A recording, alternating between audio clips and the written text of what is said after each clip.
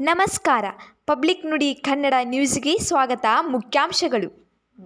12 ಕೋಟಿ ಜಿಲ್ಲಾ ಆಸ್ಪತ್ರೆಗೆ MLA ಕೊಟ್ಟಿದ್ದಾರೆ. ಉಳಿದ 8 ಕೋಟಿಯಲ್ಲಿ ಏನ್ ಮಾಡಬೇಕಾಗುತ್ತೆ? ನಾವು ಅಭಿವೃದ್ಧಿ MLA ಅವರು ಏನು ಅಭಿವೃದ್ಧಿ ಮಾಡ್ತಾರೆ? ಇದು ದೊಡ್ಡ ಹೋರಾಟಕ್ಕೆ ನೀವು ಮುಖ ಮಾಡಿ ಕೊಡ್ತಾ ಇದ್ರಿ ರಾಜ್ಯ ಸರ್ಕಾರ. ನೀವು ಇದೇ ರೀತಿ ಏನಾರ ಮಲತಾಯಿ ಧೋರಣೆ ಏನಾದರೂ ತೋರಿದ್ರೆ ನಮ್ಮ ಕ್ಷೇತ್ರಕ್ಕೆ ವಿಜಯನಗರ ಬಂದ್ ಮಾಡಬೇಕಾಗುತ್ತೆ.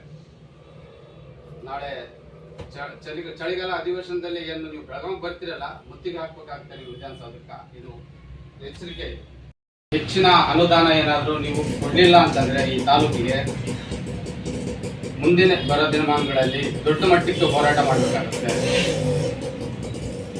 ಜಮೀರಣ್ಣವ್ರಿಗೆ ಹೇಳಕ್ ಬಯಸ್ತೀನಿ, ಜಮೀರಣ್ಣವ್ರೆ, ನೀವು ಉಸ್ತುವಾರಿ ಯಾವಾಗ ತಗೊಂಡಿರಿ ಅವಾಗ್ಲಿಂದ ನಿಮ್ಮನ್ನ ನಾವು ಗಮನಿಸ್ತಾ ಇದ್ದೀವಿ. 2 ತಿಂಗಳಿಗೆ ಒಂದ್ಸರಿ, 3 ತಿಂಗಳಿಗೆ ಒಂದ್ಸರಿ ನೀವು ಕ್ಷೇತ್ರಕ್ಕೆ ಬರ್ತಾ ಇದ್ರಿ. ನೀವು ಉಸ್ತುವಾರಿ ತಗೊಳ್ಳೋದಕ್ಕಿಂತ ತಗೊಳ್ಳಿದ್ರೆ ಚೆನ್ನಾಗಿರುತ್ತೆ ಅಂತ ನಾವು ಬೇರೆಯವ್ರಿಗೆ ಯಾರಿಗ ಹಾಕೋತೀವಿ. ನಾವು ಬೇಕಾದ್ರೆ ಸಂತೋಷ್ ಲಾಡ್ ಸಾಹೇಬ್ರನ್ನ ಆಗ್ಲಿ, ಇಲ್ಲೇ ಪಕ್ಕದಾಗ ಶಿವರಾಜ್ ತಗಡಿ ಸಾಹೇಬ್ರ ಇದಾರೆ, ಇಲ್ಲವ್ರನ್ನ ನಾವು ಹಾಕ್ಯಂತೀವಿ. 2 ತಿಂಗಳ 3 ತಿಂಗಳ ಬಂದ್ರೆ ಜನರ ಸಮಸ್ಯೆ ನೀವೇನ್ ಬಗೆಹರಿಸ್ತೀರಿ? ನೀವೇ ಮುಂದೆ ನಿಂತು ಜಾಸ್ತಿ ಅನುದಾನ ತರಬೇಕು ಈ ತಾಲೂಕಿಗೆ. ಇಲ್ಲ ಅಂದ್ರೆ ನಿಮ್ಮ ಕಾರನ್ನ ಈ ತಾಲೂಕಲ್ಲಿ ಕೂಡ ಒಳಗಡೆ ಬಿಟ್ಕೊಳ್ಳೋದಿಲ್ಲ. ಇದು ಎಚ್ಚರಿಕೆ ಕೊಡ್ತಾ ಇದ್ದೀನಿ ಜಮೀರಣ್ಣವ್ರಿಗೆ. ಈ ಕ್ಷೇತ್ರ ಜನ ಕಾರ್ ಸತಿ ಒಳಗೆ ಬಿಟ್ಕೊಂಡ್